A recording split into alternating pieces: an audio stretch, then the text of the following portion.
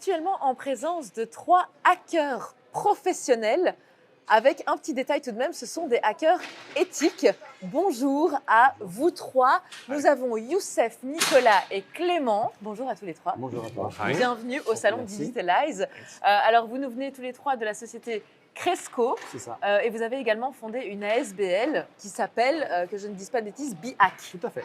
Ok, donc on va parler de hacking, on va parler de hacking professionnel. Une première peut-être question pour vous, c'est qu'est-ce que vous proposez dans le cadre de BeHack? Quels sont les services que vous proposez aux entreprises?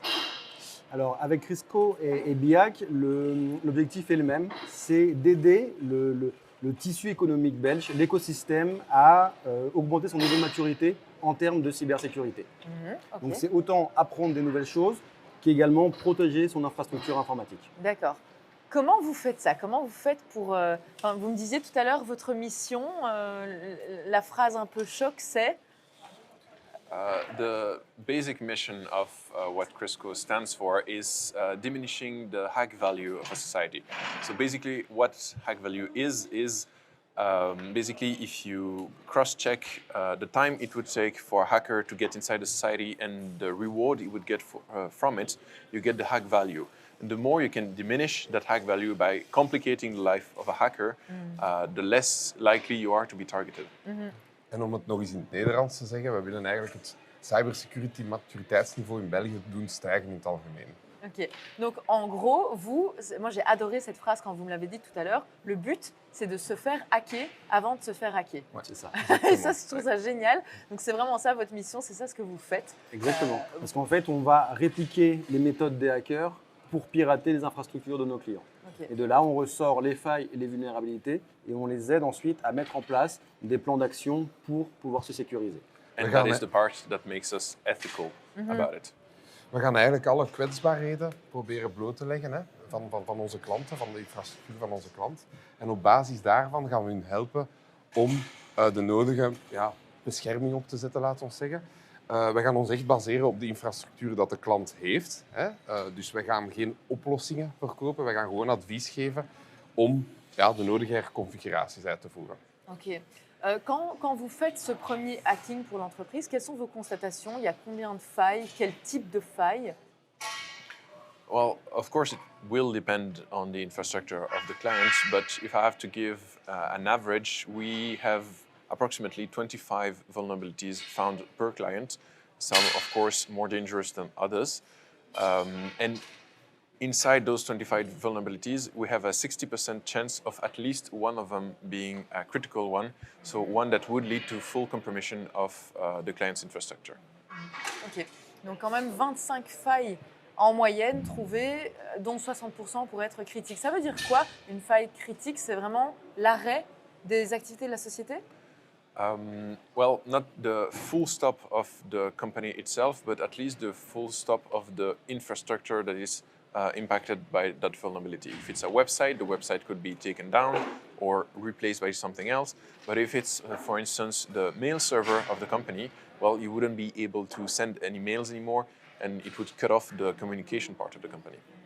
Ok. Ik had misschien nog graag een puntje toegevoegd bij een volledige red teaming oefening. Een red teaming oefening is eigenlijk het gaan combineren van pentests, maar phishing, ook fysische intrusie. Gaan we zelf tot 90% waar we eigenlijk total compromise kunnen geraken.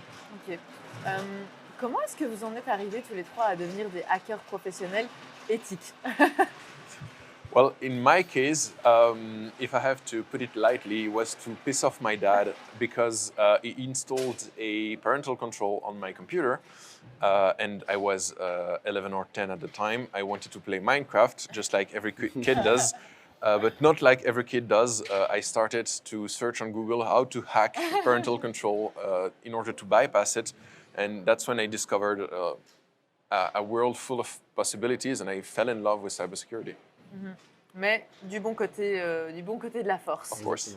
Alors, il y a une métaphore intéressante que vous m'aviez partagée tout à l'heure, c'est celle du cambrioleur, le hacker qui est comme un cambrioleur. Vous pouvez développer là-dessus? Tout à fait. En fait, mettez-vous à la place d'un cambrioleur qui va vouloir cambrioler une maison. S'il arrive devant et qu'il voit que devant la maison, il y a une clôture, des barbelés, des caméras, un chien, une porte blindée, il va se dire « c'est trop risqué d'aller cambrioler ici, je vais plutôt aller chez le voisin où il n'y a pas toutes ces protections ». Et donc en fait, nous, côté informatique, on veut faire la même chose.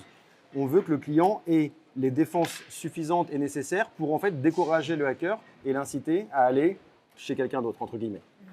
Ok, c'est hyper intéressant cette métaphore, puisqu'effectivement, votre but à vous, c'est de ne plus donner envie au hacker d'aller plus loin dans sa mission de hacker une entreprise. Merci beaucoup. Je vais terminer juste avec peut-être un petit concept. Vous m'avez parlé de hacktiviste. C'est quoi un hacktiviste? So, hacktivist is a compound word between a hacker and an activist. And basically, what he will aim to do is use his cybersecurity skills in order to make a statement, make a point. For instance, an ecological hacktivist would try to block out petrol companies or oil companies in order to make a statement about them being harmful to the environment, etc., etc. So it is also considered to be the most dangerous type of hacker because they will try to hack for a cause and not for money reasons. So they would be really thorough in their checks and even sometimes stay for months on the same infrastructure. Hyper intéressant. Merci beaucoup à tous les trois d'avoir développé un petit peu ce concept de hacker professionnel éthique. C'est hyper intéressant. Et pour vous qui nous regardez, si vous êtes une petite ou moyenne entreprise, eh bien sachez que le tissu économique belge finalement est quand même constitué en grande majorité de ce type d'entreprise, mais comme elles n'ont pas forcément le budget, les moyens, les connaissances, elles ne mettent peut-être pas tous les moyens nécessaires pour se prémunir des cyberattaques et des cybercriminels. Or, c'est tout à fait fondamental. Maintenant, vous le savez, ce que vous pouvez faire, eh bien, c'est contacter Cresco ou l'ASBL BHack pour qu'ils fassent au moins un test et que vous vous rendiez compte à quel point vous êtes potentiellement vulnérable. Et puis par la suite, il y a tout un tas d'actions, j'imagine, qui peuvent être mises en place. Mais voilà, c'est votre premier pas. Merci encore à tous les trois, c'était très intéressant. Merci. Et à bientôt au salon Digitalize.